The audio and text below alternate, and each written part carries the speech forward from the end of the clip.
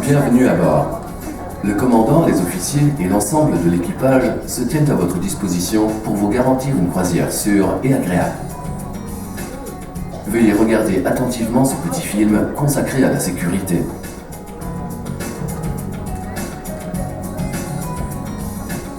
La sécurité est notre priorité numéro 1 et elle nécessite votre coopération. Afin de vous orienter à bord du navire, veuillez mémoriser vos repères personnels. La numérotation des cabines commence à la proue et augmente au fur et à mesure que l'on se rapproche de la poupe. Les cabines paires se trouvent du côté gauche et les cabines impaires du côté droit. Pour savoir sur quel pont vous vous trouvez, lisez les indications ou consultez les plaquettes signalétiques. Prenez connaissance du manuel que vous trouverez dans votre cabine. Le seul signal qui nécessite une action de votre part en cas d'urgence est le signal d'alarme générale. Ce signal consiste en 7 coups brefs de sirène suivis d'un coup long. Ce n'est pas le signal d'abandon du navire.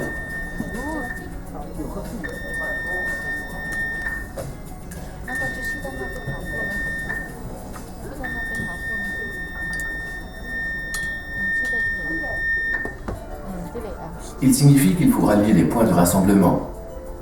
Mémorisez votre point de rassemblement. Il est indiqué clairement sur votre gilet de sauvetage et derrière la porte de votre cabine, où figure également le parcours pour s'y rendre.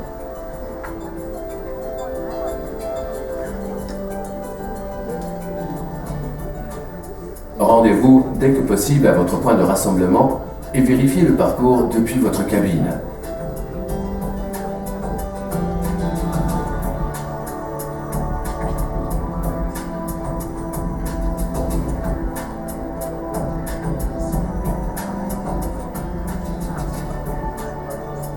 Les plaquettes signalétiques de couleur verte, situées partout dans le navire, vous y aideront. Si vous voyagez avec des enfants, vous recevrez dans votre cabine des gilets de sauvetage à leur taille. Il existe également des gilets de sauvetage pour nouveau-nés. Un bracelet d'identification sera remis à tous les enfants.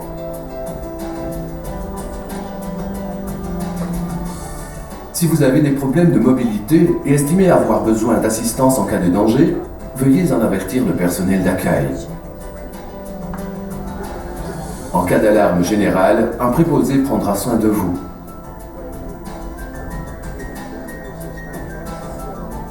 Si vous entendez le signal d'alarme générale, à quel moment que ce soit, même si le navire est à quai et que vous ne percevez aucun danger, rendez-vous immédiatement dans votre cabine.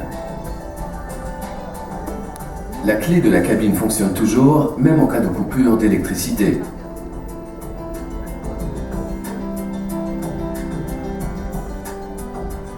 Enfilez des vêtements chauds,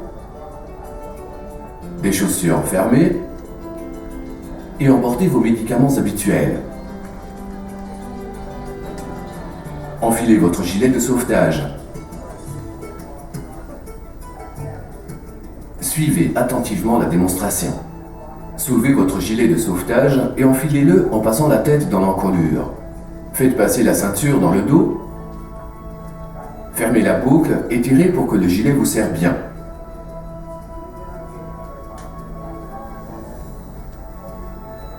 Le gilet de sauvetage est équipé d'un sifflet destiné à attirer l'attention. La lumière s'allume automatiquement au contact de l'eau. L'interrupteur doit rester en position haute, afin que le dispositif puisse fonctionner. Vous êtes autorisé à placer l'interrupteur en position off afin d'économiser la batterie exclusivement en situation d'urgence réelle et lorsque la lumière n'est pas nécessaire. Un seul modèle de gilet de sauvetage est disponible à bord, orange pour les passagers et jaune pour le personnel de bord. Vous devez aider les enfants à enfiler leur gilet de sauvetage. Les nouveau-nés doivent eux aussi être équipés d'un gilet de sauvetage. Dirigez-vous à présent vers votre point de rassemblement. Les membres de l'équipage vous y aideront au long du parcours. Respectez toujours leurs instructions. Sachez que tous les passagers du navire se dirigent vers les points de rassemblement. Gardez votre calme, ne criez pas et ne courez pas pour éviter toute confusion et toute panique. Si nécessaire, vous pouvez vous repérer à l'aide des bandes lumineuses situées au sol. En présence de fumée, avancez en vous baissant le plus possible afin de respirer l'air plus pur et plus frais. N'utilisez surtout pas les ascenseurs pour ne pas rester coincé en cas de coupure de courant. Si vous n'avez pas réussi à atteindre votre cabine et que vous n'avez pas de gilet de sauvetage, ne vous inquiétez pas. Il y a des gilets de sauvetage de réserve pour adultes et enfants au point de rassemblement.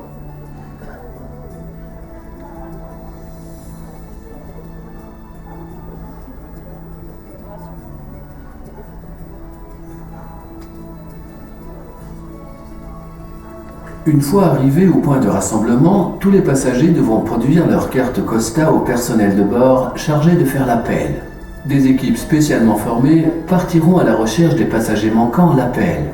Gardez votre carte Costa sur vous afin de la produire pendant l'exercice obligatoire qui aura lieu avant le début de la croisière. Au point de rassemblement, attendez calmement les instructions du personnel de bord et les avis diffusés par haut-parleur. Si vos enfants ne sont pas avec vous lors de l'alarme générale, ne vous inquiétez pas. Les animateurs auront déjà rassemblé les enfants dont ils ont la charge. Grâce à leur bracelet d'identification, ils les accompagneront au point de rassemblement et les remettront à leurs parents. En cas d'urgence, les chaloupes de sauvetage sont préparées sur le pont d'embarquement. Sachez que cette opération n'annonce pas nécessairement l'abandon du navire, mais sert uniquement à se préparer à cette éventualité si nécessaire. Seul le commandant de bord peut donner l'ordre vocal d'abandonner le navire. S'il faut abandonner le navire, les passagers doivent se diriger vers les chaloupes.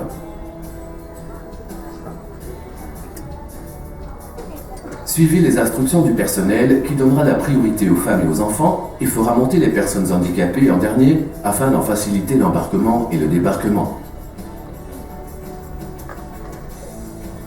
Veillez à ne pas perdre l'équilibre en montant à bord. Asseyez-vous immédiatement à la place que l'on vous indiquera. Toutes les opérations d'abandon du navire sont coordonnées par le commandant de bord. Une fois pleines, les chaloupes seront descendues à la mer.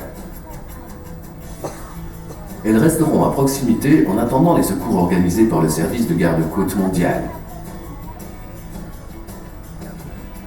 Les embarcations de sauvetage disposent de plusieurs jours de réserve de nourriture et d'eau pour tous les occupants.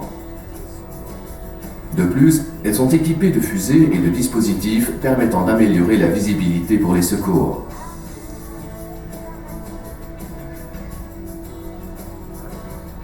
Le navire dispose d'un nombre suffisant d'engins de sauvetage pour embarquer tous les passagers.